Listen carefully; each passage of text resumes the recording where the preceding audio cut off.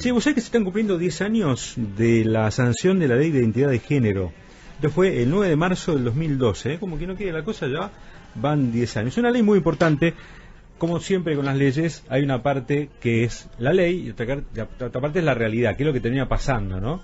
Que a veces no siempre van acompañados. A veces el tiempo, la sociedad acompaña esa ley y a veces al revés, ¿no? Vamos a preguntar a Meleo Boto, analista de políticas públicas en el Ministerio de Mujeres, Géneros y Diversidad. Bueno, obviamente entiende mucho del tema. Te estamos saludando desde aquí en Regreso 770, todo el equipo completo de aquí de Radio Cooperativa. ¿Qué tal? Buenas tardes, ¿cómo va? Hola, ¿cómo están? Bien. Buenas tardes. Gracias por atendernos. Bueno, 10 años ya. ¿Podemos hacer un balance positivo de esa ley que se aprobó en 2012? Yo creo que el balance puede ser positivo, principalmente porque a partir de esta ley se dieron lugar a otros decretos reglamentarios y de agencialidad y de cupo, o sea, y de nuevas leyes, ¿no? Como es la de cupo laboral, la que se dice cupo laboral, pero en realidad se llama de promoción al acceso formal para las personas travestis, transexuales y transgénero. Diana Zacayán, Dana Berkins, que eso fue el año pasado y que celebramos también, y eso es en base a la ley de identidad de género 26743. De todos modos, no es suficiente, ¿no? Como a pesar de que el balance podría ser positivo, esto también es una cuestión subjetiva, ¿no? Como que en base a qué indicadores podríamos tomar, ¿no? Para hacer el ejercicio, para decir que es positivo o negativo, que también siento que son términos binarios, que podríamos complejizar un poco más y pensar qué nos queda pendiente, ¿no? Y qué nos falta articular para que todos podamos acceder a nuestros derechos y poder garantizar una vida digna, ¿no? Para cualquier niñez, para cualquier persona también adulta, mayor. Claro. ¿No? Amelio, dame ejemplos concretos, porque uno enseguida se le ocurre como lo obvio, ¿no? El baño del hombre-mujer, la fila de la votación, pero hay un montón de cosas que son más trascendentes, ¿no? Que tiene que ver con el DNI, que tiene que ver con conseguir trabajo, con estos cupos que hay cada vez más. ¿Tiene que ver con todo eso? Sí, perfecto, buenísimo. Los ejemplos, otros ejemplos, por ejemplo, que son bastante importantes, tienen que ver con, ¿viste las listas que tienen las preceptoras para pasar asistencia? Por ejemplo, las escuelas, bueno, todos hemos atravesado por el presente y eso no hace falta cambiar el DNI, es decir, no hace falta rectificar el DNI ahora en tarjeta, sino que eso, la ley en el artículo 12 nos garantiza que por el solo hecho de nombrarnos con nuestro nombre en nuestra identidad ya es suficiente para que cambien los registros, ¿sí? No es necesario. Hay una fórmula que se pone entre paréntesis, lo que sería el DNI, la fecha de nacimiento y las siglas, y con eso ya estamos. O sea, entonces le ahorramos a esa persona que está en crecimiento, en desarrollo, toda una situación de acoso, de ponerse. Bueno, una de las cosas que yo a veces digo, ¿no? Que para mí habría que hacer al revés. Habría que sacar el género masculino o femenino del DNI. Porque si la tendencia es que unifiquemos filas, que unifiquemos trabajo, que estemos todos iguales, podemos decir, no, pero eso es lo que pasa, la diferencia entre hombre y la mujer, bueno, pero yo digo, no es una manera también de estigmatizar, digo, si hay un Carlos que se siente mujer y el DNI todavía le sigue diciendo Carlos, ¿no es estigmatizante que siga diciendo hombre y cada vez que va a una oficina, a un lugar, es como que siente que es la burla, ni va a hablar cuando va a una comisaría y cosas similares, ¿no? Digo, ¿no es momento también de empezar a dejar de usar el género masculino y femenino y ya está, y unificamos todo? Es excelente esa postura porque hay un gran grupo de personas que creen, yo todavía no me puse de ningún lado, me parece que tiene lados buenos y lados no tan fáciles, y tiene que ver con el punto del reconocimiento. ¿Qué pasa? Si nosotros sacamos el campo sexo, que muchas personas quieren, a mí me parece que tiene mucho sentido, sacar el campo sexo del DNI, directamente no preguntarlo, es necesario solamente en el momento de no sé, un control de salud, ¿no? Un apto, no sé, una cuestión así, pero si la cuestión biológica, digamos. Claro, que es cada cuánto uno va a un proctólogo o a una ginecóloga, o sea, como que no es tampoco una cosa de todos los días. El tema es que hay muchas personas e identidades que reafirman su lugar o binario o no binario, es decir, mujeres trans que quiere que aparezca el sexo femenino, hombres trans que quieren que aparezca el sexo masculino y llamarlos papeles. O sea que su identidad se termina, digamos, completando con que aparezca el género que ellos desean tener. Sí, no sé si una completitud, pero sí es como una afirmación simbólica, política, que en un plástico, por ejemplo, una compañera de esa manera no tenga que ir a, por ejemplo, a una penitenciaría masculina, ¿no? Que hay demasiados todavía, a pesar de que bajaron los delitos policiales, lamentablemente hay mucho acoso policial a las compañeras travestis que trabajan en la calle. Entonces esto, por ejemplo, les da alguna garantía, que igual de todos modos muchas veces no se garantiza, y de hecho lo tratan con más saña, pero no es tan liviano decir, bueno, saquémoslo y ya, porque hay muchas personas que todavía, capaz en un futuro ideal, sería como un horizonte más factible. Por ahora, en nuestro país al menos no está desde los colectivos como un pedido unificado, ¿no? Yo creo que todavía nos falta. ¿Cómo te va? Edgardo Chini te saluda. Hola, Edgardo. No sé cuánto estoy disfrutando esta charla que estás manteniendo acá con mi compañero Smith, porque cada vez que yo digo no binario y demás, todas esas cuestiones se me ríen y empiezo a pasar la parte cómica de la situación. Haciendo bullying. Claro, no, a ver, ¿a qué voy también? Porque es una tarea, digo, del día a día desconstruir muchas cuestiones, incluso el tema del lenguaje, ¿no? Digo, es una tarea. A mí me encanta cuando recién, por ejemplo, Federico decía el tema de unificar, y vos dijiste sí, y en realidad, por ahí si lo pensás un poquito más, decís no, pero en realidad hay que seguir diversificando, y por ahí se nos escapa justamente el tema. Y la intención de Fede apuntó a esta cuestión, pero sin embargo, a veces estamos tan acostumbrados a una calificación rápida, porque tenemos un uso del lenguaje mucho más limitado, digamos, que es una de las conquistas que se ha traído, ¿no? Realmente para quedarse, incluso para abrirla en varios aspectos. Ahora, vos me hablabas del tema laboral, y yo he conversado con varios referentes del Ministerio de Mujeres, Géneros y Diversidad, y una de las asignaturas pendientes, porque mencionabas el tema del trabajo en calles, que implica, entiendo que estabas hablando del tema del ejercicio de la prostitución, hace también que muchos trabajadores trans, muchos trabajadores travestis, hoy por hoy sigan con una capacidad de vida muy limitada, muy baja, y una demanda en la inserción laboral por fuera del trabajo de la prostitución, ¿no? Que hay quien puede elegirlo como actividad, pero hay quienes no, todavía siga como asignatura pendiente. Totalmente, sí, esto es así y me hace pensar en varios puntos de articulación. Primero voy a empezar desde la solución, porque me parece que también a veces nos quedamos en un lugar reivindicativo súper necesario y nos quedamos faltos de soluciones. A mí me parece, no solamente a mí, sino en los equipos que trabajo y colaboro, que la vía es como vos hacés, y que lamento, y no está bien que hagan bullying, es muy importante. No, pero lo hacemos poquito igualmente, solamente los lunes. Bueno, de todo se aprende, es a través de la capacitación, ¿no?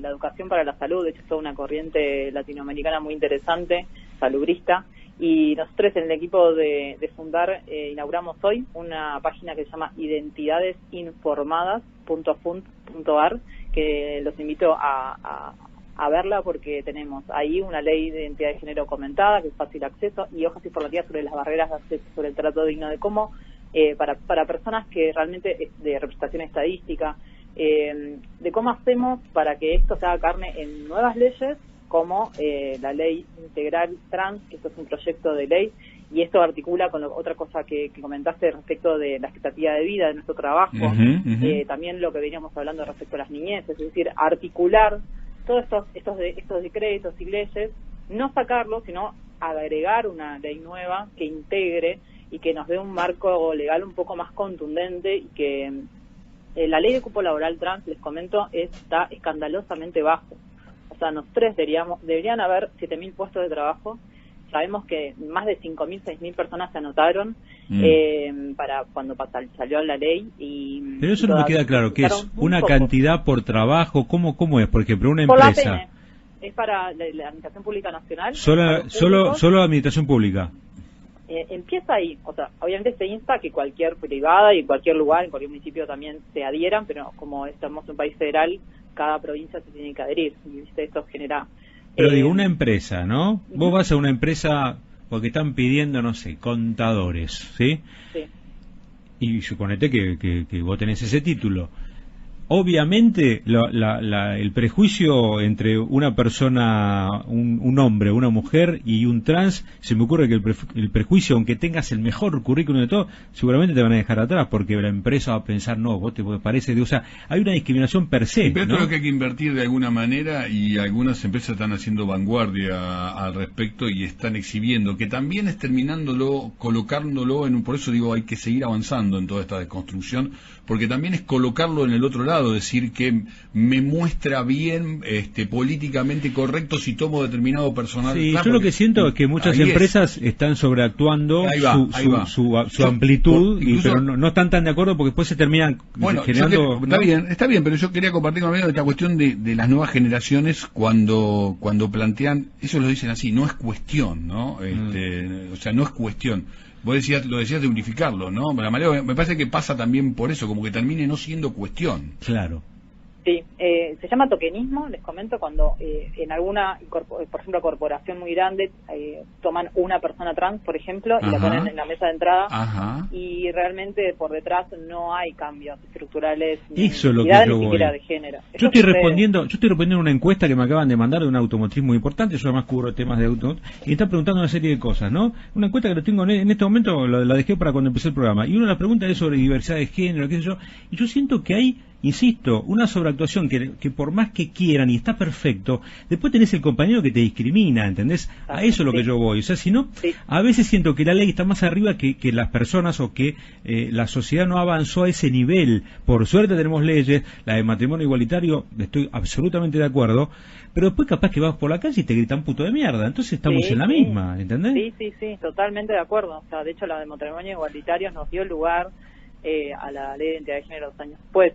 Es súper importante que los lugares de trabajo educativos estén preparados para nosotros, no solamente el tema de los baños, que es súper evidente que pueden poner directamente tiene mingitorios o que no tiene mingitorios y no tienen que cambiar nada, ¿entendés? Como, ¿por qué los baños van a tener, esto para hacer un chiste, para sacar un poco el tema tan trágico, porque para nosotros es una situación de mucha violencia, o sea, es muy, puede ser un lugar de abuso sexual y de abuso físico dentro de un baño, entonces decía como, sigue estando la H y la E, me decía una amiga en un bar que fuimos el viernes. Y digo, sí, H de Honduras, M de Motomami, chicos, ya está, la ley.